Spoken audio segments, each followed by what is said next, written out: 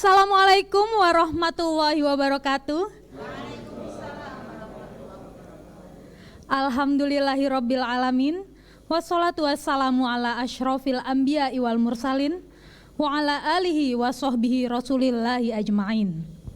Yang kami hormati Bapak Dirjen Penyelenggara Haji dan Umroh Kementerian Agama Republik Indonesia, Bapak Profesor Dr.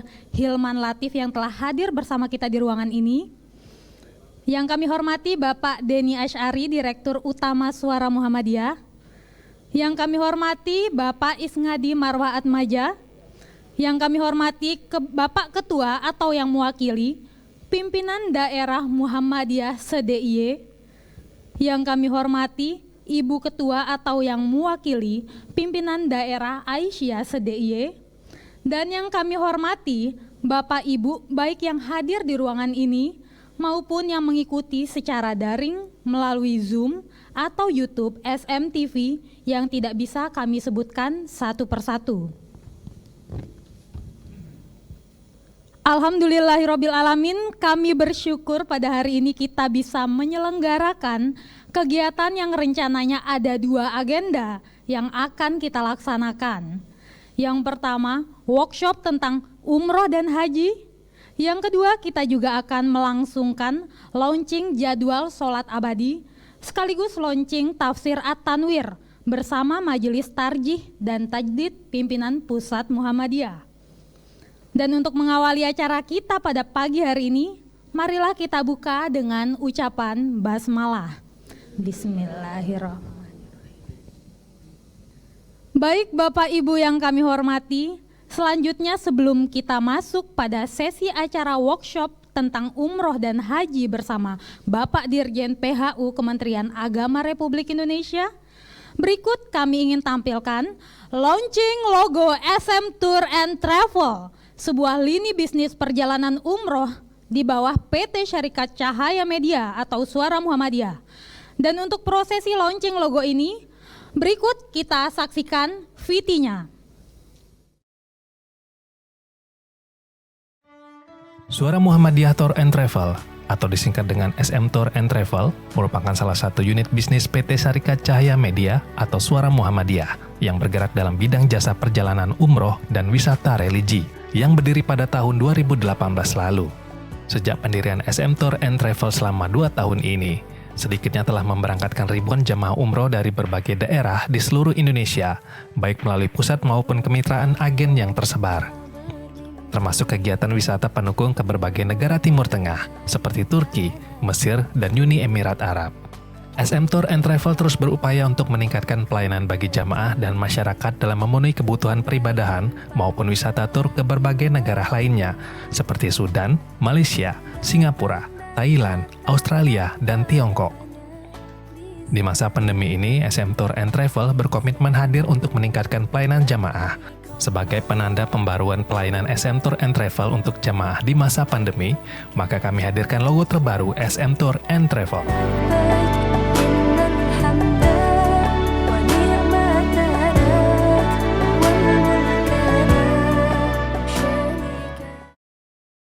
Sekianlah logo baru SM Tour and Travel yang insya Allah dengan hadirnya logo baru ini, SM Tour and Travel bagian dari Biro Perjalanan Umroh bisa meningkatkan pelayanan dan kualitas bagi jamaah ke depannya. Acara selanjutnya sambutan dari Direktur Utama PT Syarikat Cahaya Media atau Suara Muhammadiyah. Kepada Bapak Denny Asy'ari, kami persilahkan.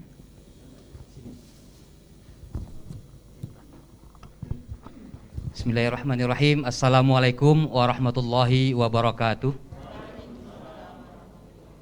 Yang kami hormati Bapak Dirjen Penyelenggaraan Haji dan Umroh Kementerian Agama Republik Indonesia, Bapak Prof. Dr. Hilman Latif yang sudah hadir bersama kita di tengah-tengah kesibukan beliau. Alhamdulillah menyempatkan untuk bisa workshop bertatap muka di ruangan yang terbatas ini di Geraha Suara Muhammadiyah. Yang kami hormati Bapak Isngadi Marwah Atmaja, yang kami hormati Bapak Pimpinan Daerah Muhammadiyah se-Yogyakarta, Pimpinan Daerah Aisyah se-Yogyakarta, dan juga yang kami hormati para pengurus takmir Masjid Muhammadiyah se-DIY, serta Bapak Ibu yang mengikuti acara ini secara daring yang tidak bisa kami sebutkan satu persatu. Alhamdulillahirrabbilalamin, anzala sakinata fi qulubil mu'minin liyazdadu imana ma'imanihim wa kafa billahi syahida. Berterima kasih kepada Allah dengan mengucapkan Alhamdulillahirrabbilalamin, bersalawat kepada Nabi dengan mengucapkan Allahumma sholli ala Muhammad wa ala ali Muhammad. Bapak Ibu yang kami hormati, sebagaimana tadi yang disampaikan oleh moderator atau host, bahwa acara hari ini selain ada workshop dan juga ada launching atau peluncuran jadwal sholat abadi dan tafsir at-tanwir. Dan khusus untuk acara pagi hari ini, workshop haji dan umroh ini, kami tentu sangat bersyukur dan berterima kasih atas kehadiran Pak Dirjen untuk di Geraha Suara Muhammadiyah ini. Dan saya tertarik sekali untuk bisa kita mengurai soal haji dan umroh di masa pandemi ini. Dan kebetulan kalau tidak salah 1 minggu atau 10 hari setelah Pak Dirjen dilantik, saya langsung waktu itu silaturahim ke rumah dinas beliau di Jakarta. Ada satu hal yang menarik yang disampaikan beliau pada saat itu kepada kami terkait umroh dan haji ini, khususnya di masa pandemi. Beliau mengatakan bahwa soal umroh di masa pandemi ini bukan persoalan semata-mata waktu dan pelaksanaan. Kalau waktu dan pelaksanaan umrohnya mungkin itu sangat sederhana, kata beliau. Ya cukup 1 hari mungkin kita sudah selesai ya. Apalagi bagi kita yang sudah berulang-ulang melaksanakan umroh tentu sudah sangat hafal betul ya kaifiah dan macam-macamnya. Tetapi yang menjadi soal hari ini, kata beliau, ini terkait bagaimana pelayanan ya, pengelolaan ya, pelaksanaan dari ibadah umroh ini gitu ya di tengah-tengah masa pandemi. Karena kondisi pandemi ini ya sangat menentukan bagaimana nanti kualitas pelaksanaan dan pelayanan yang ada gitu. Karena informasi yang disampaikan Pak Dirjen bahwa pelaksanaan umroh di masa pandemi ini juga akan menjadi ukuran bagaimana nanti pemerintahan Arab Saudi, kata beliau, juga akan membuka akses untuk pelaksanaan ibadah haji. Makanya dari Dirjen sendiri ya ingin betul-betul zero accident dalam proses pelaksanaan ini.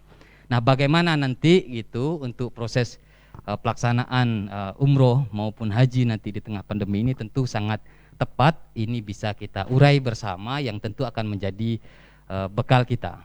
Kemudian yang kedua tentu pelaksanaan umroh dan haji yang di masa-masa sulit ini tidak bisa hanya diserahkan kepada pemerintah atau Kementerian Agama dalam hal ini, tentu membutuhkan kerja-kerja bersama ya biro-biro jamaah bagaimana betul-betul dalam proses pelaksanaan ini ya seperti harapan yang zero accident itu betul-betul bisa kita wujudkan gitu, dengan harapan bahwa haji ke depan ya Indonesia tentu kita bisa ikut ya sebagaimana jamaah-jamaah yang lainnya. Dan sekali lagi terima kasih kepada Pak Dirjen dan sekaligus tentu kita berdoa bersama ya, kita support bersama agar Pak Dirjen yang merupakan kader persyarikatan juga bisa menjalankan amanah yang tentu ini tidak ringan ya, apalagi di tengah kondisi yang seperti ini, agar beliau ya bisa menjalankan amanah dengan hasil yang sangat baik, sebagaimana yang belakangan ini juga banyak berita-berita gembira yang kita dengar dari kerja-kerja beliau. Barangkali demikian sebagai pengantar dari kami mewakili PT Syarikat Cahaya Media atau Suara Muhammadiyah. Lebih dan kurang mohon maaf. Assalamualaikum warahmatullahi wabarakatuh. Terima kasih Bapak Denny Asy'ari atas sambutannya. Dan sekilas sebelum kita masuk ke workshop, perlu kami perkenalkan dan tanya terkait logo baru ini kepada Ibu Direktur SM Tour and Travel. Kami persilakan kepada Ibu Triastuti untuk maju ke depan.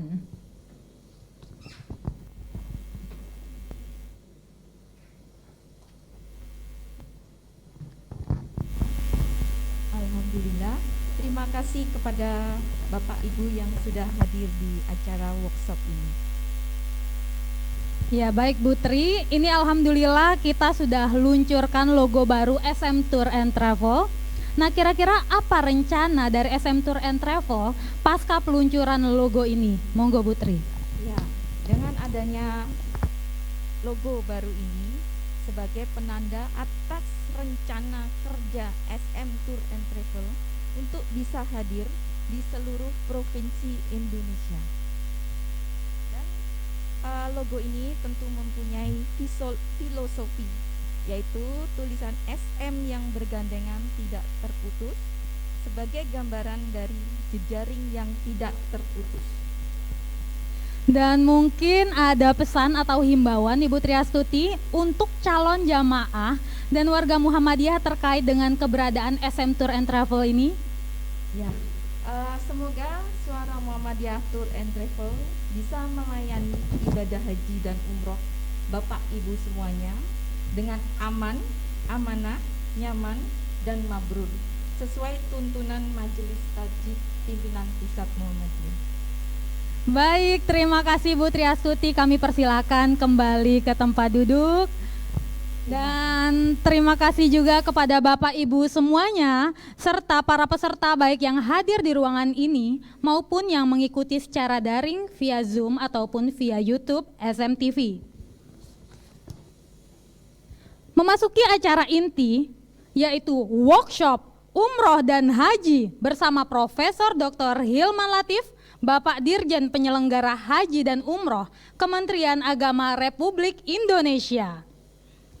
Dan untuk memandu acara workshop ini, selanjutnya kami serahkan kepada Bapak Isngadi Marwah Atmaja.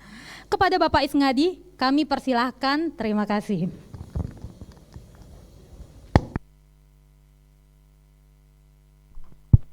Assalamualaikum warahmatullahi wabarakatuh. Terima kasih Bapak Ibu semuanya, terutama ke Mas Dirjen Haji.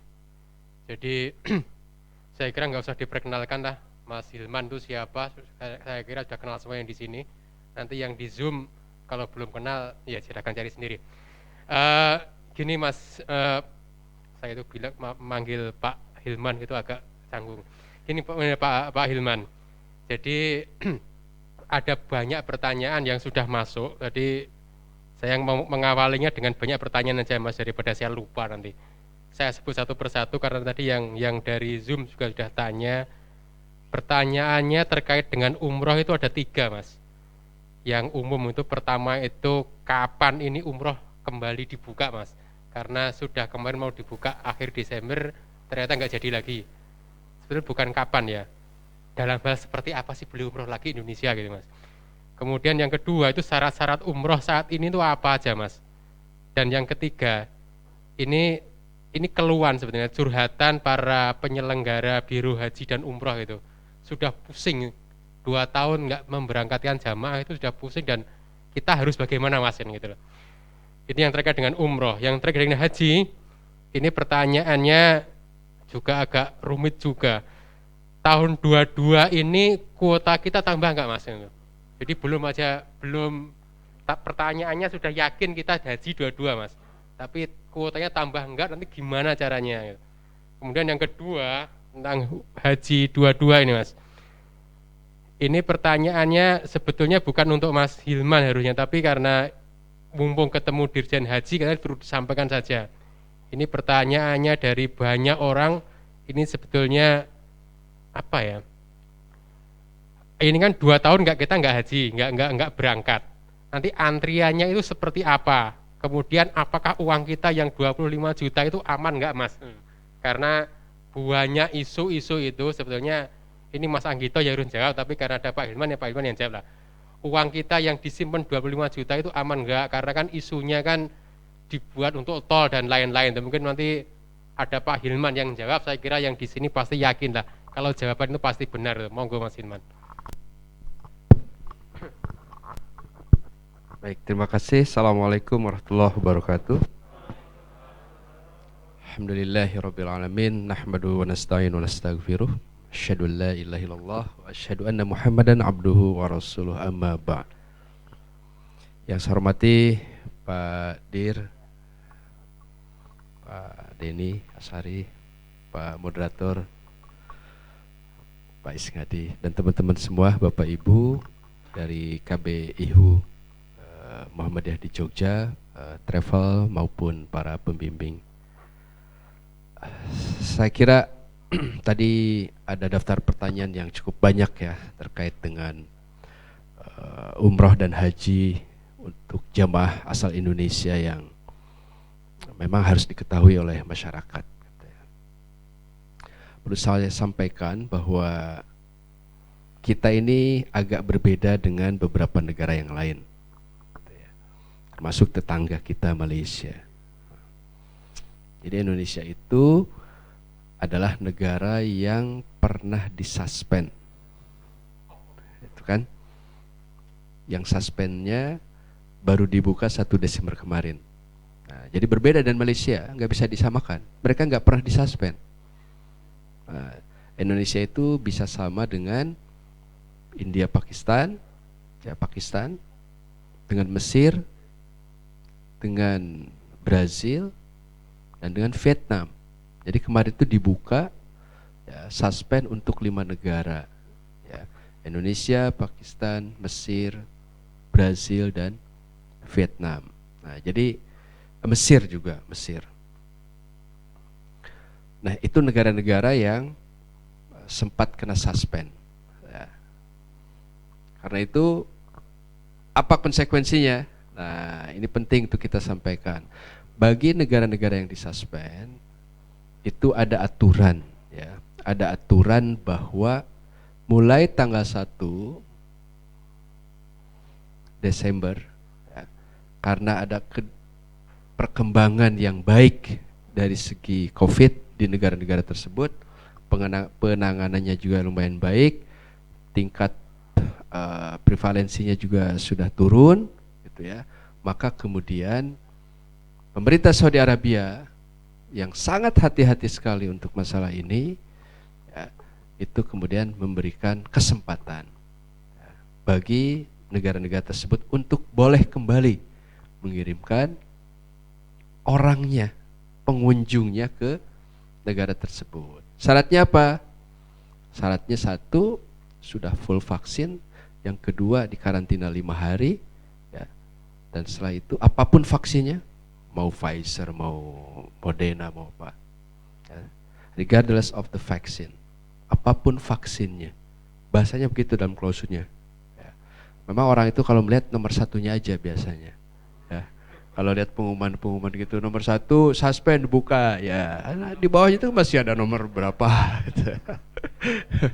Nah, ini penting untuk ketahui, 5 hari, ya, apapun vaksinnya. Tetapi alhamdulillah, ya, karena sebelum dilakukan pencabutan vaksin, kita sudah melakukan berbagai langkah diplomatik. Kita diskusi, bertemu dengan otoritas Saudi Arabia, ya. Pak Menteri bisa bertemu dengan Menteri Urusan Islam, kemudian Menteri Urusan Haji dan Umroh di Saudi. Ya, sebelumnya, ya, seminggu sebelumnya atau 5 hari sebelumnya, saya sudah bertemu juga dengan Wakil Menteri Urusan Haji dan Umroh di Saudi. Kita mendiskusikan banyak hal. Kita diskusikan sebetulnya, atau kita sampaikan saat ini Indonesia sudah siap loh. Indonesia ini masyarakatnya sudah oke. Sudah mentalnya sudah siap untuk kembali menjalani umroh. Nah, tolong dong dibuka lagi dan kemudian kita diberikan kemudahan, ya, diberikan kemudahan. Karantinanya saya minta 1 hari, ya nggak bisa lah katanya 1 hari. Ya kan kita sudah atur dulu di Indonesia. Kita yakinkan bahwa kita punya mekanisme dan protokol yang baik, yang standar. Dokumennya juga nggak ada yang palsu lagi. Ya, kalau di swab ya swab, kalau PCR ya PCR.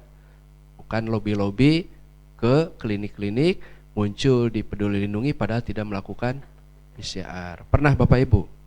Ya.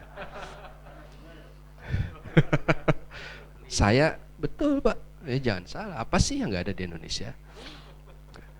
Saya setiap seminggu 2 kali, seminggu 3 kali saya dirojokin ininya ya. Sekarang mungkin sejak pulang dari Saudi saya sudah ada 7-8 kali lah ya. Ini saya 3 hari sekali lah. Nanti siang juga gini ya. Nah, jadi saya berani buka masker Mas. Anda belum pernah di ini lagi, jadi yakin nggak gitu? Kalau saya 2 hari sekali ya. 2 hari sekali di PCR. Jadi kira-kira begitu kondisinya. Nah, jadi banyak juga kita ini, Bapak Ibu sekalian, akhirnya masalah kejujuran ternyata ya. Mau umroh mau haji itu harus jujur juga ya. Diminta dokumen ya bawa asli. Kenapa? Karena buat keselamatan kan. Kita bersahabat dan Saudi, friendship kita sudah baik, tapi safety kita juga harus kita perhatikan. Kita punya kenalan banyak dokter, banyak orang lab, bisa kan? Tetapi safety-nya untuk sekitar ini yang kita ragukan. Nah, ini Bapak Ibu sekalian, termasuk apalagi ke luar negeri. Kalau di Indonesia saya kira banyak cincainya lah, gitu ya. Tapi kalau ke negara orang, boya jangan, dan itu marah kan mereka. Jadi saya kira itu Pak, kesempatannya sudah dibuka dan insya Allah waktu itu saya ingat ya, pulang Pak Menteri kembali dari Saudi, kemudian muncul pencabutan suspend itu, tetapi saya dapat WA dari Pak Menteri melalui stafsus ya, Pak Dirjen jangan pulang dulu sebelum clear tentang umroh. Kenapa? Karena memang klausulnya masih umum tadi kan, 5 hari di karantina apapun vaksinnya. Sementara sebelumnya saya berdiskusi dengan Pak Wakil Menteri untuk umroh kita nego bisa 2 hari atau 2 malam gitu ya. 48 jam. Udah 48 jam swab. Nah, alhamdulillah kita sampaikan pada pemerintah sana, Pak Wakil Menteri, kita masih harus diskusi lagi. Terima kasih atas pencabutannya. Tapi umroh harus kita clearkan. Karena saya minta lebih ringan. Nah, alhamdulillah 48 jam ya, di karantina. Setelah itu PCR, kalau clear bisa umroh. Ya. Nah, yang kedua adalah memang ketika pulang ke Indonesia kita sudah semangat nih dengan travel kumpul-kumpul. Ayo kita siapkan jamaah ya, dengan protokol yang seperti ini. Seperti yang saya jaminkan bahwa Indonesia pasti untuk saat ini tidak akan ada yang palsu lagi. Dokumen PCR-nya termasuk juga dokumen vaksinnya.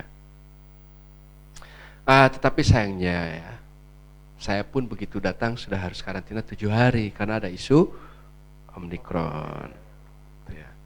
Begitu rapat sudah selesai, sepakati kirim jamaah, besoknya ada pengumuman 10 hari karantina. Nah, ini kan umrohnya 10 hari, karantina 10 hari mau.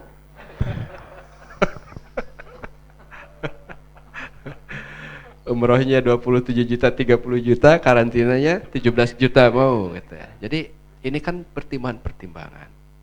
Ya, apalagi situasi saat ini masih dipelajari. Poin utama dari virus ini kata beberapa media, nyebarnya yang cepat sekali. Meskipun daya serangnya mungkin tidak sedahsyat dari Delta. Di Inggris bisa 90.000 per hari ya. Ada yang 50.000 sehari. Itu betul-betul ini cepat gitu. Meskipun tidak seperti kemarin banyak teman-teman kita dirawat agak lama gitu. Nah, ini pertimbangan-pertimbangan. Jadi kita mitigasi. Awalnya kita akan berangkat tanggal 12, kita mundur karena memang harus koordinasi juga dengan banyak pihak, termasuk maskapai, hotel di sana dan lain-lain. Nah, kemudian juga untuk pertengahan Desember ini ya 23 kita rancang. Tetapi situasi yang berkembang dan ada edaran dari Presiden ya untuk pejabat negara tidak boleh pergi, untuk masyarakat dihimbau jangan dulu atau menahan dulu untuk keluar negeri sampai jelas situasinya, sampai situasi membaik, sampai teridentifikasi betul apa sih ini gitu ya. Karena yang kita kirim ratusan kan, ratusan, banyak ribuan bukan ke depan itu. Nah, akhirnya kemudian saya coba mengulur waktu, kita cari aman untuk one gate policy ya. Umroh itu kita lah awal Januari. Kita persiapan lebih matang juga ya. Teman-teman juga sama ya. Untuk jamaahnya siap. Pembimbingnya ada, pembimbing umroh.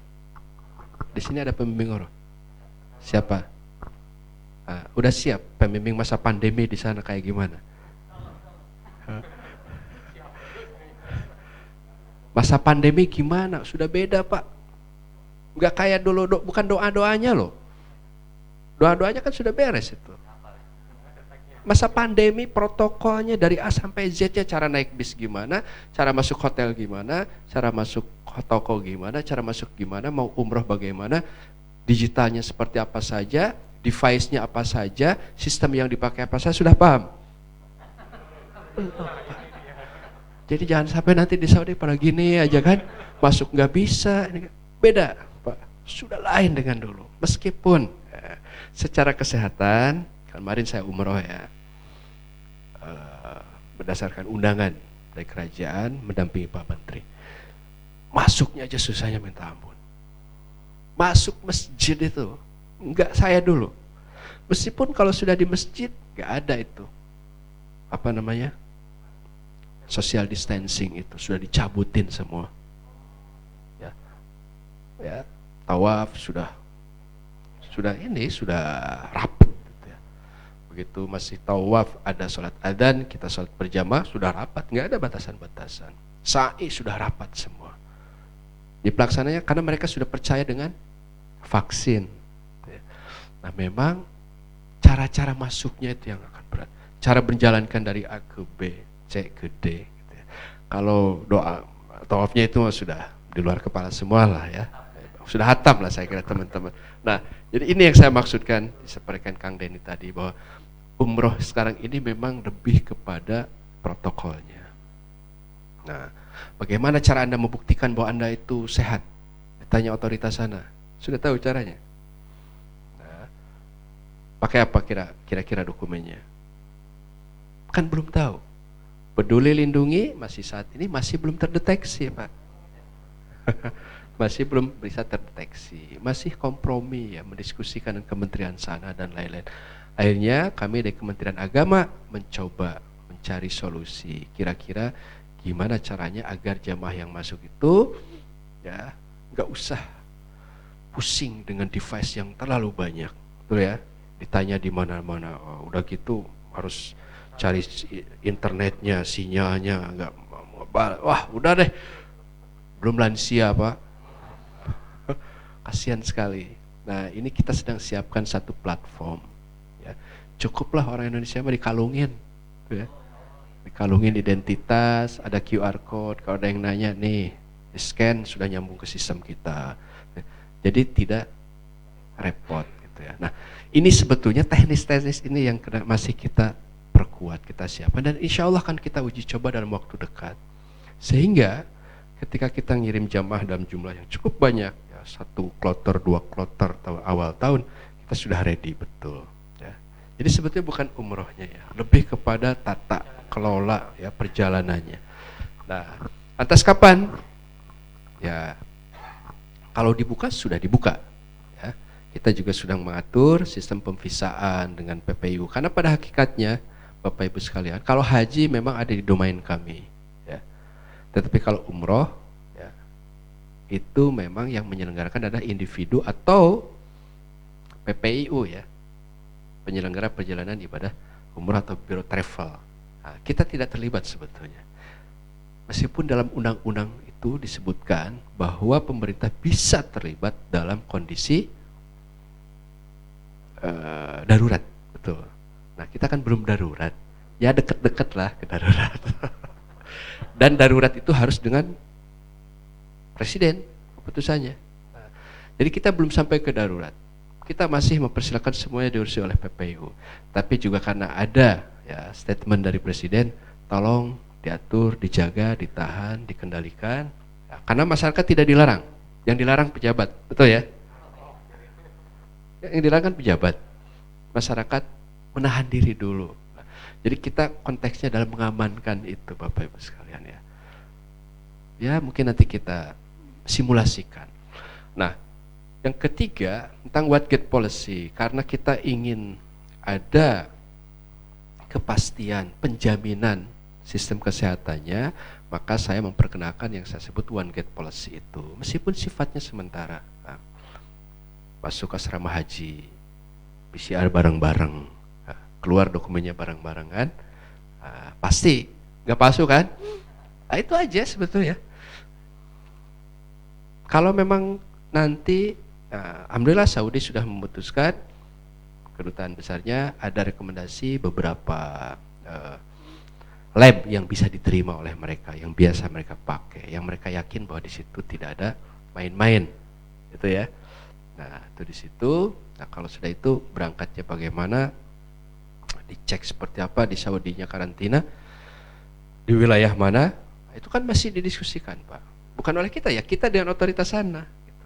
Kan namanya keputusan itu, keputusan dari presiden, dari menteri, kan harus turun tuh ke dirjennya, ke direkturnya, ke lainnya, baru ke masyarakat. Di sana juga sama. Dari kementerian dalam negerinya tahu enggak, itu. Kementerian yang terkait dengan imigrasi itu tahu enggak, gitu ya. Jangan sampai satu menteri bicara, kemudian ketika kita ngirim bermasalah. Kenapa? Karena kita pernah di suspend. Ya. Dan untuk umroh itu ada kekhususan, yaitu karantina 2 hari, 3 hari lah, 2 hari 48 jam. Setelah itu baru bisa disewa. Ya kalau Bapak Ibu bukan dengan visa umroh ke sana, silakan berangkat saat ini juga bisa. Asal sudah vaksin, valid, ya. Karantina 5 hari, itu aja. Nah, sementara di sana 5 hari, balik 10 hari, Kang, karantina. Nah, itu kan kita hitung. Dan mudah-mudahan Januari itu ya, karantinanya sudah normal dari sininya, pulangnya ya. Jangan 10 hari. Gitu. Mungkin Januari karena Desember sudah lewat, bagus nih. Ternyata karantinanya dikurangi, kan lebih nyaman gitu. Ya, memang saya memahami ya, geliat jamaah untuk berangkat haji dan umroh itu kuat sekali ya. Bahkan lafaz talbiyahnya pun sudah mulai lemes sekarang itu. Katanya kalau dalam pelatihan labbaik Allahumma labbaik, labbaik la syarika laka labbaik. Semangat. Sekarang sudah labbaik Allahumma labbaik. Berangkat enggak ini gitu kan.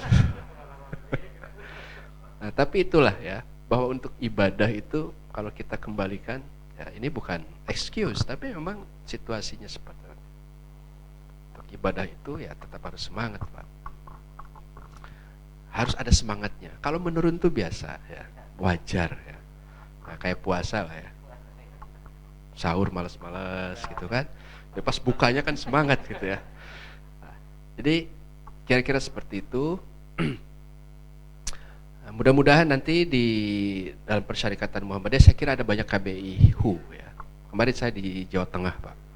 KBIHU banyak. Sama, Pak. Sudah bayar dulu dan seterusnya. Kan itu harus diatur, Pak. Tidak bisa dibuka, ayo kita cabut berangkat minggu depan. Nah, Bapak kan sudah beli tiket sebagian, tuh kan? Harus dengan maskapainya siapnya tanggal berapa? Kok kayak maskapai siap? Hotel di sana siap tanggal berapa? Menerima rombongan, namanya. Itu kan butuh waktu. Gitu ya. Nah, tapi insya Allah kalau teknis-teknis semacam itu dengan maskapai kita sudah selesai, tinggal menentukan jadwal, juga SM, monggo nanti dan maskapai mana Muhammadiyah, ya. Mau berangkat 1 kloter, silakan. Jawa Tengah, Jawa DIY, mana itu di Muhammadiyah 1 kloter misalnya. Itu bisa 1 pesawat, 2 pesawat. Ya.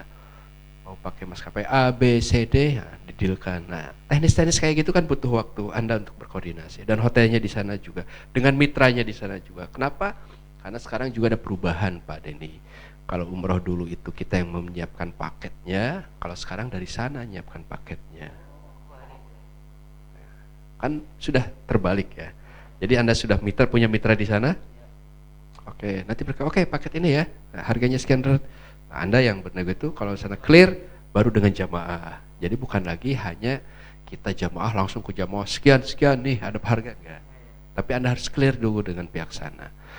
Nah, bahkan perubahan-perubahan lain akan terjadi. Nah, bagaimana dengan haji? Ya sama, Pak. Insya Allah untuk haji pun meskipun nadanya sangat positif, ya, pelaksanaannya akan tidak jauh dengan umroh. Nah, jadi besok itu, Pak, yang harus siap bukan jamaahnya saja, yang harus lebih siap pembimbing dan petugas. Kalau pembimbingnya nggak akrab dengan ini, udah wassalam jamaahnya. Wassalam itu apa artinya? Wassalam itu artinya, wah bingung ya jamaahnya ya. Nah jadi kami nanti akan menyiapkan skenario ya, awal tahun 2020 mudah-mudahan ya kuota MOU itu bisa dilakukan dalam waktu dekat. Kita tidak tahu ya. Biasanya dulu waktu normal itu Desember Pak, minggu kedua. Nah, sekarang sudah mau minggu kedua ya. Nah, belum dapat undangan. Jadi kita dengan sabar menanti ya, dan sabar deg-degan juga. Ya mudah-mudahan Desember atau paling lambat Januari kita dapat MOU, bagus sekali itu. Ya, bagus sekali. Nah, meskipun kita paham, jangankan pertanyaan tentang kuotanya nambah apa enggak. Nah, tapi sebaliknya gitu ya, yang bisa berangkat berapa persen? Itu Pak. Ya, ini sabar lagi Pak. Wah, inilah berapa persen yang akan berangkat. Nah, 2 tahun lalu tidak ada tamu dari luar, ya, semuanya orang dalam atau orang ekspatriat yang sudah tinggal di dalam. Orang Indonesia ada yang haji ya, pegawai-pegawai beberapa di kedutaan atau di konjen atau apa, itu bisa ya. Tapi bukan terima lagi dari luar. Nah untuk besok, nah, kita masih menunggu itu dan kita harapkan kedisiplinan jamaah umroh ya, yang Desember ataupun Januari besok itu ya betul-betul menjadi modal buat kita ya. Modal buat kita agar bisa menunjukkan pada pemerintah Saudi bahwa kita siap ya. Untuk manasik masa pandeminya kita sudah menerbitkan bukunya, di launching di Jogja ya Pak ini ya, Pak Bani di Jogja di launching dan mungkin sudah dapat sebagian, tetapi saya sedang menyiapkan versi yang lebih simpel.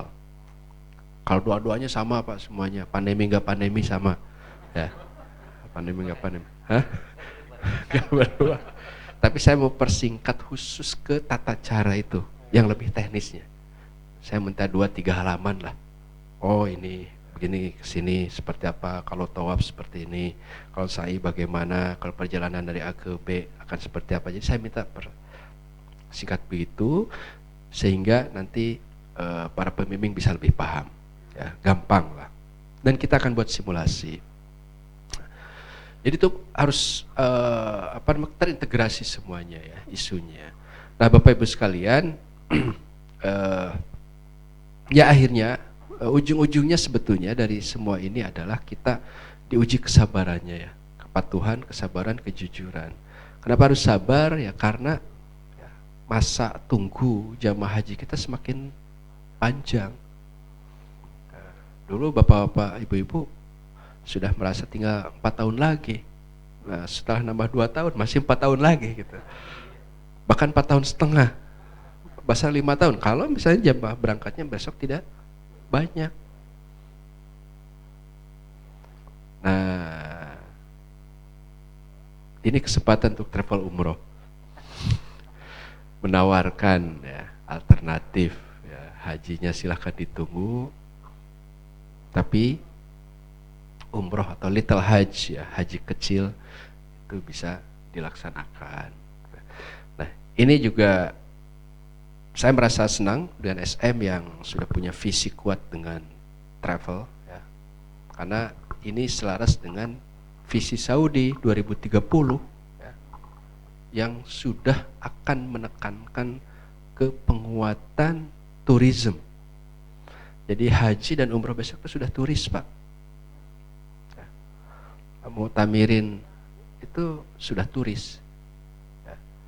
Dan jumlahnya akan makin perbanyak, mungkin akan permudah. Boleh jadi travel agents juga kalau tidak kuat sistemnya ya akan kalah, karena besok orang bisa pesan kayak ke Traveloka gitu, maaf nyebut nama merek, pesan hotel di sana 5 hari tanggal sekian, pesawatnya order gini, makan udah berangkat Pak. Gak butuh Anda. Ya kayak Anda mau ke Jakarta kan, pesan hotel, pesan pesawat ini sendiri sudah sendiri. Mungkin besok sudah begitu. Nah ini harus diantisipasi juga. Artinya saya berharap gitu ya. Anda tim untuk travel agents SM Tour itu perkuat sistem. Kalau enggak kalah Pak nanti. Tapi ini juga selaras dengan visinya Saudi 2030 yang memang arahnya ke sana. Nah, Bapak Ibu sekalian, untuk masa tunggu di Yogyakarta kan rata-rata sekitar 20 sudah 20 ya. Pendek banget gitu ya. Jadi ternyata 20, 21, 22 ya. Sekarang Jogja sudah 32. Masa sih? 30 tahun. Oke, berarti udah sama dengan Jatim ya, Jatim 33, 30. Jateng juga. Ya, more or less gitulah. Meskipun ada kabupaten kalau ini per provinsi langsung ya. Tapi juga ya itulah tantangan kita, Pak. Di Makassar kemarin saya ada satu kabupaten di Wajo atau mana ya. Itu 46 tahun ya. 46 tahun menunggunya ya. Bapak Ibu punya anak usia 5 tahun. Nah kalau daftar sekarang ya berangkatnya mereka udah 50 tahun. Ya kalau Bapak Ibu mendaftarkannya, kan itu belum boleh ya yang kecil. Kalau mendaftarkannya SMA, lulus SMA 20 tahun atau kuliah, ya nanti berangkatnya ya sudah punya cucu ya. Nah Bapak Ibu sekalian, ini juga jadi satu hal yang perlu perhatian kita ya. Perhatian Muhammadiyah. Nah, saya akan coba membawa ini kalau situasi sudah agak membaik, studi-studi kita sudah lakukan. Gimana sih pikiran-pikiran dari ormas Islam tentang haji dan umroh, tentang haji terutama ya. Sebetulnya kita ini akan memaknai haji kayak bagaimana sih? Apa haji itu? Siapa yang boleh haji? Siapa yang boleh daftar? Persyaratan haji itu kan yang mampu, Pak. Ya, definisi mampu menurut syariat itu apa? Orang tuanya yang mampu, kakek neneknya yang mampu, anaknya belum apa-apa, masih nyusu, masih apa, sudah daftar haji. Apakah memang Al-Quran memerintahkan itu? Bapak Ibu daftaran anak-anaknya yang masih minta duit setiap hari, apakah mereka istitoah? Ya betul Pak. Jangan-jangan kita ini tidak hanya semangat ini aja gitu ya. Sebetulnya syariat Islamnya belum mengarah ke situ. Ini tarjih ke depan, Bahtul Masail di Nahdlatul Ulama, Hizbah Persis Persatuan Islam, Majelis Komisi Fatwa MUI harus duduk bareng Pak. Harus duduk bareng. Serius haji itu apa? Gitu. Yang baru didiskusikan zakat kan? Nah, ini rukun Islam ketiga. Terus banyak inovasinya. Haji kembali ke khitohnya itu seperti apa? Sehingga orang yang istitoah seperti Bapak Ibu, teman-teman semua pemirsa ya, yang sudah bekerja bertahun-tahun, gitu kan? Menjadi pegawai, menjadi guru, menjadi pedagang, sudah usaha, sudah lulus kuliah, sudah usaha, ada dana, saya mampu. Atau kita mau pakai fikih liberal, selama bapaknya mampu, anaknya daftarin semua meskipun masih kanak-kanak. Ini yang sekarang terjadi kan begitu. Terus syariatnya di mana? Sudah nggak ada cerita pedagang bubur naik haji. Wah itu cerita 90-an. Dan itu memang terjadi, betul Pak ya? Tukang bubur naik haji atau tukang beca berhaji, itu sudah tidak ada cerita. Karena mereka menabung dalam waktu yang lama. Begitu uang terkumpul, sudah tidak ada lagi waktunya, usianya. Nah, ini saya kira saya sering sampaikan. Nah memang secara syariat harus dibahas lagi Pak. Kalau enggak, ya nanti 50 tahun di Jogja. Dibuka lebar-lebar, liberal, 50 tahun orang Jogja daftar haji. Mau?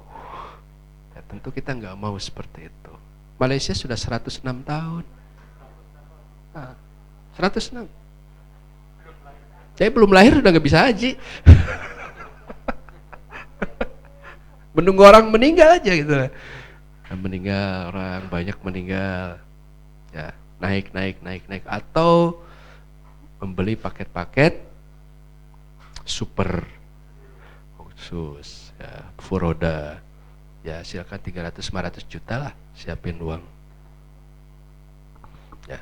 Nah, jadi kira-kira situasinya ya, masa daftar tunggu kita memang sedang kita pelajari, termasuk cara kita menaikkan kuota, argumennya apa, ya. Landasannya apa sedang saya susun untuk itu. Nah, Bapak Ibu sekalian, tapi mudah-mudahan lah ya dalam waktu dekat kita bisa mendapatkan MOU, ya, kemudian juga kabar gembira, ya. Dan untuk Januari kita menahan diri 2 minggu nih. Januari umroh dalam jumlah orang yang cukup banyak bisa kita kirim. Sekarang saya sedang menguji sistemnya, ya. Ya mudah-mudahan lancar semuanya sehingga nanti bisa dimitigasi apa yang dihadapi oleh jamaah umroh kita, ya. Jamaah umroh kita dan kemudahan-kemudahannya yang kita dapatkan, ya, sehingga mereka tidak terlalu banyak spend uang itu. Nah, hadirin sekalian yang berbahagia, kira-kira itu beberapa hal yang bisa saya sampaikan, ya. Di Kementerian Agama insya Allah terus melakukan asistensi, ya, pendampingan untuk meyakinkan, termasuk juga penguatan SDM, ya. Sudah mulai juga Muhammadiyah itu meskipun KBIU-nya banyak, ya, meskipun travelnya banyak, tapi saya berpikir bahwa ke depan yang namanya mitigasi haji umrohnya satu, Pak. Materinya satu, ya. Mungkin juga device-nya satu, ya. Anda boleh punya kelompok-kelompok gitu, ya, banyak, tapi nanti proses pembimbingan, penguatan kapasitas pembimbing gitu, ya, itu juga sudah bisa punya materi yang firm, yang terintegrasi gitu, ya, sehingga nanti ya lebih kuat lah tim kita, ya, karena memang di kita Muhammadiyah engagementnya untuk isu haji umroh agak kurang, ya, agak kurang. Kita ini peserta aja, peserta. Nah, nanti kita coba perkuatlah dengan teman-teman ormas yang lain, seperti apa sih ke depan. Saya kira itu, Kang. Terima kasih. Assalamualaikum warahmatullahi wabarakatuh. Monggo. Mungkin Bapak Ibu yang ada di sini ada yang perlu dipertegas dan diperjelas dari Mas Hilman, monggo. Kalau ada yang bertanya tentang baik itu haji maupun umrohnya, atau mungkin saya tanya, kalau di persyarikatan ini ada berapa ribu daftar tunggu atau orang yang masih tunggu untuk umroh? Ada datanya nggak? Nggak ada, ya, karena belum terintegrasi itu, ya. Ya, saya kira ini juga satu masalah yang harus diselesaikan, Pak, di internal kita, ya, sehingga mitigasinya kita tidak punya karena kita datanya lemah, ya. Ya, kita mau bagaimana sih skenarionya? Misalnya Jogja, Jateng, DKI kan pada punya, dan sebetulnya nggak banyak, paling Jawa Barat, DKI, Jogja, Jatim, kan, Jateng, udah, yang lain kan sedikit, ya, ada. Nah, ini juga perlu didata. Kalau misalnya di data kami kan 59.000, Pak, yang batal berangkat kemarin tuh, ya. Yang batal itu kemarin tuh 59.000 orang. Nah, yang dari teman-teman kita ini berapa? Saya belum tahu. Kalau kita sendiri berapa, Pak? Di biro kita 300, ya. Nah, yang sini aja kemarin saya di Jawa Tengah ada satu ini 400, mereka sudah menunggu juga, ya. Nah, saya kira itu, Pak. Monggo, ada yang monggo, Pak.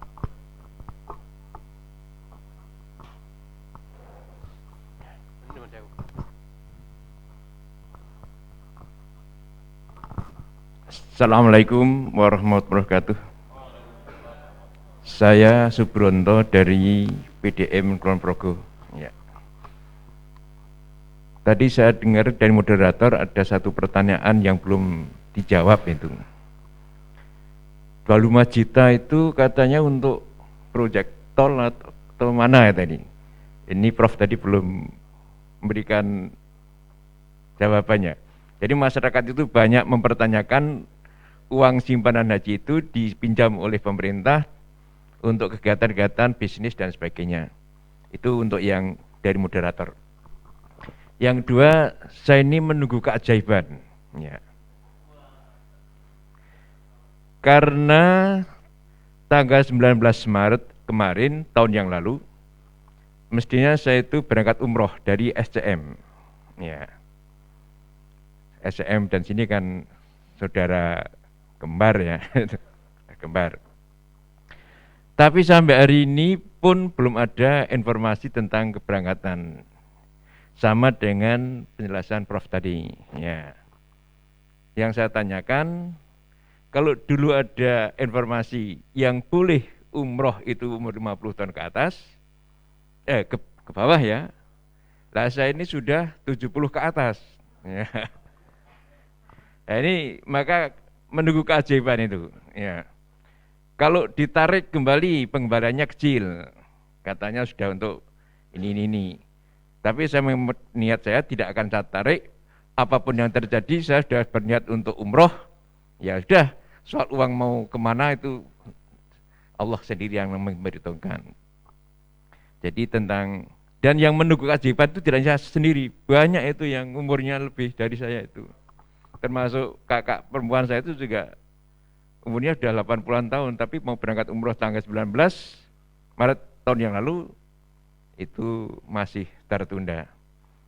Sambil menunggu keajaiban, kita bertawakal kepada Allah. Itu saja. Terima kasih. Assalamualaikum warahmatullahi wabarakatuh. Waalaikumsalam warahmatullahi wabarakatuh. Saya kira ini pertanyaan penting ya, dan sangat relevan sekali. Tadi mohon maaf kelewat mengenai dana ya, setoran awal Pak ya. Setoran awal 25 juta itu perlu kami sampaikan bahwa saat ini berdasarkan ya Undang-Undang tahun 2018 nomor 9 di BPKH, yaitu undang-undang tentang Badan Pengelola Keuangan Haji ya. Jadi kalau dulu Pak, dana haji itu setoran awal dikelola oleh Kementerian Agama ya, dikelola oleh Kementerian Agama. Tetapi kemudian sejak 2018 ya, Kementerian Agama fokus pada ngurusi regulasi. Dulu yang menguasai uang itu ya posisi saya ini, yang ratusan triliun itu. Tetapi kemudian sekarang setelah ada undang-undang tersebut, pengelolanya dimandatkan kepada Badan Pengelola Keuangan Haji, gitu ya. Nah, dari situlah ya dana titipan masyarakat, titipan umat itu dikelola ya, untuk bisa dimanfaatkan ya, agar bisa diputar ya, sehingga nanti setiap bulan atau setiap 2 bulan atau setiap 3 bulan ya, itu akan ada tambahan ke rekening Bapak Ibu sekalian ya. Tambahan, nanti bisa dicek ada kok tambahannya ya, dari hasil usaha itu, sehingga nanti ketika melunasi itu jumlahnya memang sudah kecil, sudah lebih kecil ya. Nah Bapak Ibu sekalian, ini kira-kira ya, apakah aman ya? Insya Allah diatur oleh undang-undang itu aman ya. Memang yang menurut saya juga saat ini masih harus kita tingkatkan tuh cara menginvestasikannya ya. Ini sedang dicari sebetulnya oleh studi-studinya, bagaimana yang lebih produktif ya. Karena di Indonesia itu semuanya politik Pak. Untuk beli jalan tol ribut, bangun ini ribut lah, terus mau cari duit apa gitu. Nah, semuanya diributkan, ke sawit ribut. Terus mau usaha apa itu? Yang nggak ribut apa? Jualan apa? Ini Pak, memang agak riweh ya bahasanya di kita itu. Isunya liar semuanya, politik semuanya. Ya terus kira-kira usulannya usaha apa? Yang beneran lah ya, ya investasi besar, hasilnya besar. Agar apa? Agar ya subsidinya juga bisa masuk akal, tambah besar. Gitu. Nah, kenapa? Karena saat ini sudah tidak rasional ya. Anda 25 juta, melunasinya jadi Jogja berapa? 30 berapa? Terakhir 2019 36 ya, 36 juta bayar haji Pak ya. Biaya aktualnya berapa Tan? Kemarin 68 ya. Sekarang 72 Pak. Haji itu 72 juta yang benar, Anda bayar 35. Istitoah enggak? Kira-kira secara istitoah enggak? Enggak. Biaya untuk pemanfaatan itu. Investasi itu, iya. Tapi kalau dulu yang namanya subsidi tanda petik ya, ataupun hasil usaha itu, ya subsidinya lah. Kalau harga 35 bayar 40 juta oke lah. Bayar 35, 38 atau 42 juta oke. Nah, kalau sudah 52% gimana Pak?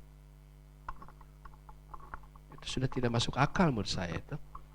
Dan harus ada keputusan politik yang kuat gitu, bahwa untuk haji ke depan itu yang rasional harganya sekian. Tuh loh. Dan yang rasional subsidi itu jangan sampai lebih lah dari 50%, ya 30% subsidi. Jadi mungkin kalau nggak naik, ini kan berapa tahun nggak naik? Masa semuanya udah naik, haji nggak naik itu kan nggak masuk akal juga gitu ya. Nah, ini saya kira isu-isu yang harus kita tapi memang menaikkan harga jamaah haji situasi pandemi ini kurang pas lah ya, kurang pas. Tapi sudah betul-betul tidak masuk akal Pak. Anda mau perjalanan ke Amerika, biayanya 40 juta, bayar 15 juta. Akan seperti itu Pak. Jadi akan besar pasak daripada tiang, dan ini juga harus disiapkan. Karena itu Bapak Ibu sekalian, termasuk tadi antrian itu Pak ya. Nah, kenapa saya minta dorong ormas-ormas Islam untuk masuk ke kajian yang agak serius tentang itu. Kita bayangkan deh 10-15 tahun akan datang haji akan kayak gimana. Bukan tahun 2002, kalau saya makin 2002 sudah insya Allah lah. Nah, yang saya pikirin 10-15 tahun akan datang. Bapak 15 tahun sebelumnya bicara haji kan gak kayak gini Pak. Sekarang saya sudah 30 tahun. Sulawesi beberapa kabupaten 40 tahun. 5 tahun lagi akan jadi berapa tahun di situ? 10 tahun lagi akan jadi berapa tahun di situ? 15 tahun lagi akan gimana? Terus ya akhirnya seperti Malaysia lah. Nah, apakah itu yang kita bayangkan juga gitu ya? Semakin lama orang semakin mending kalau daya tahan kesabarannya seperti beliau, pokoknya gitu ya. Nunggu keajaiban. Nunggu keajaiban. Jangan sampai ya, apalagi Jogja kan punya potensi, kan sudah ada tempat tawaf di sebelah. Nanti kalau orang tidak bisa menahan diri, bisa tawaf di sebelah Pak. Tawaf di keraton, di alun-alun sudah ada tawaf ya, malam 1 Syuro. Besok bisa ya. Nah ini ya aspek keagamaan yang harus kita lakukan. Jadi itu Bapak sekalian ya. Jadi uangnya insya Allah aman ya, dikelola oleh BPKH gitu ya. Nah ini sedang diinvestasikan terus agar bisa mensubsidi lah, bahasanya seperti itu jamaah. Kalau ada yang di pemerintah daerah, ada yang pernah ditunjuk pemerintah petugas haji daerah nggak? Di ongkosinya berapa Pak? Dulu bayar berapa Pak? Tuh, 2018 itu bayar fullnya yang benar itu 60 sekian gitu ya. Nah itu, jadi yang dimintakan ke daerah itu tanpa subsidi. Kenapa? Karena mereka tanpa antrian. Yang antrian ini sudah dihitung dengan subsidinya masuk terus, cukup gitu ya. Nah, Anda bayar pokoknya, yang untuk sisanya itu sudah dengan masa tunggu Anda itu. Untungnya. Nah kalau yang nggak cari untung dari pemerintah daerah itu ya 68, 65, 70 tergantung daerahnya ya. Tergantung daerahnya karena pesawat juga. Ada 70 juta ya itu yang benar Pak. Nah, jadi beberapa pemerintah daerah, bupati dan lain yang belum tahu, itu kaget mengirimkan sekian, loh kok 70? Ini biaya haji yang sebenarnya 40 hari Pak, 35 juta enak banget. pesawat bolak-balik, di hotel, makan sekali 3 kali. Wah, mana ada. Nah, ini saya kira, tapi kita bersyukur dan itu ya. Mudah-mudahan tetap ada sistem yang semakin baik ya. Kemudian untuk umroh tadi, sebetulnya untuk haji Pak, ataupun itu tidak dibatasi usia. Jadi tidak ada batas usia gitu ya. Umroh juga sama sebetulnya, tetapi yang waktu dekat ini kita buat kebijakan menahan dulu yang lanjut ya, sampai ya 2, 3, 4 kelompok pertama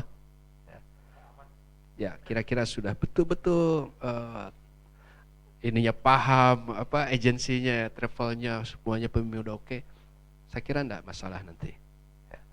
Nah kemudian untuk haji, memang kalau haji tidak ada batasan usia ya. Batas minimumnya sempat diumumkan, tapi batasan maksimumnya tidak ya. Jadi Saudi betul-betul menghargai perjuangan ya, perjuangan Bapak Ibu yang sudah sepuh, yang sudah menunggu lama, dan mereka tidak ingin membatasi itu, malah mereka membatasi yang mudanya. Jadi itu menarik, dan tentu saja kami juga ya, dari pihak Kementerian Agama, karena masuknya pandemi harus memitigasi itu. Siapa, termasuk untuk umroh Pak, Bapak sudah divaksin 2 kali. Jadi beliau ini meskipun lansia sudah divaksin 2 kali kan, artinya memenuhi syarat. Karena juga ada orang-orang yang tidak boleh divaksin, itu Pak, karena kondisi tertentu. Nah ini treatmentnya lain lagi, karantinanya lain lagi, semuanya berbeda gitu. Nah ini yang kita atur betul. Jadi kalau panjenengan insya Allah tidak ada kesulitan, kalau sudah dibuka, mungkin Januari sudah banyak yang jalan, ya Februari Maret menurut saya it's okay. Sudah siap lah travelnya. Nah saya kira itu Kang mungkin. Jadi jangan putus asa Pak. Semangat.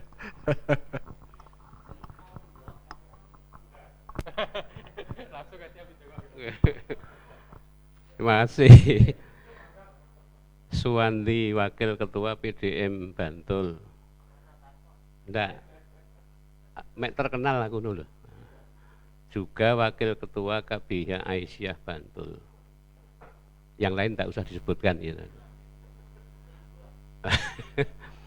Yang pertama bantu Mas Hilman saja tentang dana haji. Kami di KB Aisyah itu sudah mendapatkan virtual account dari BPKH. Tadi Bapak bisa nanti klik saja va.bpkh.id.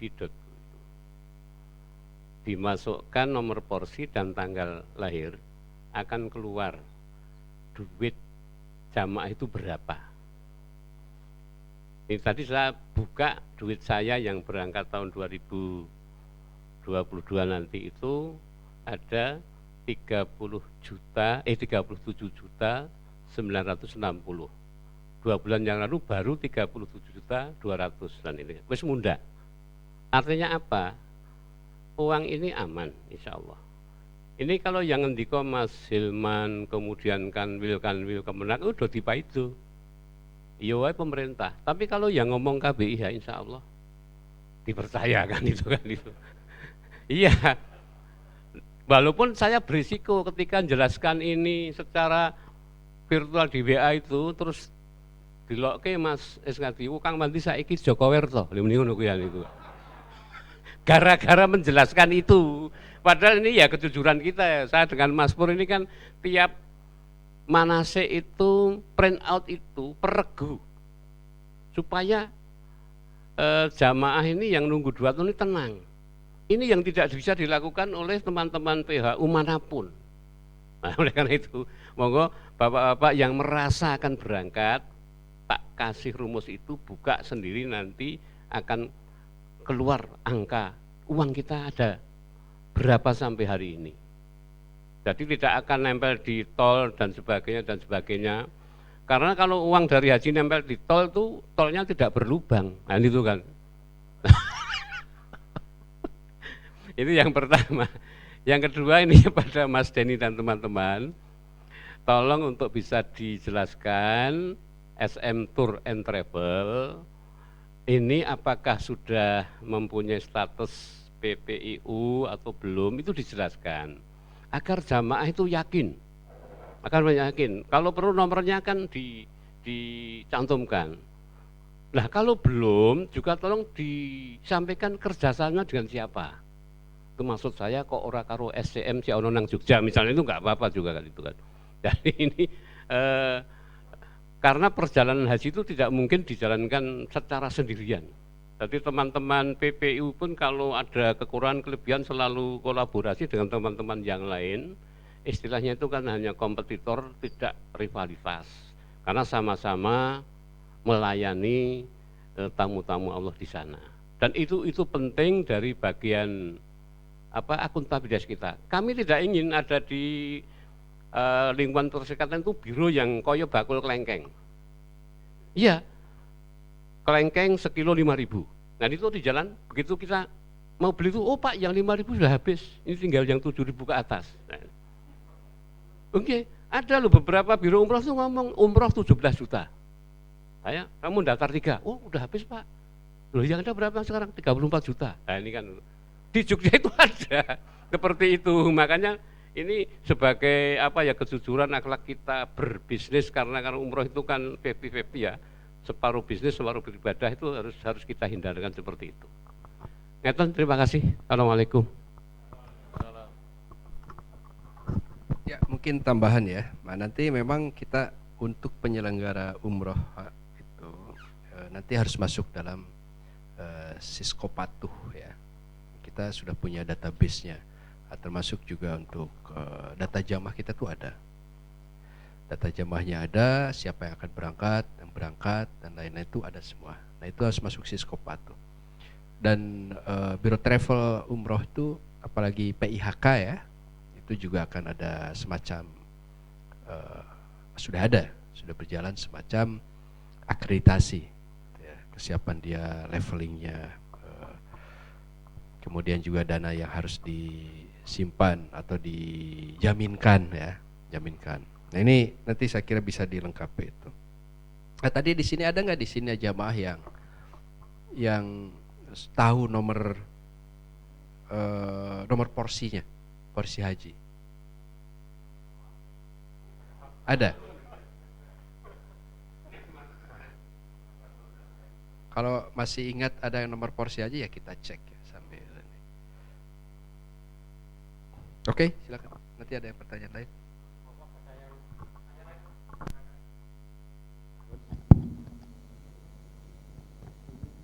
Sabun sudah cukup?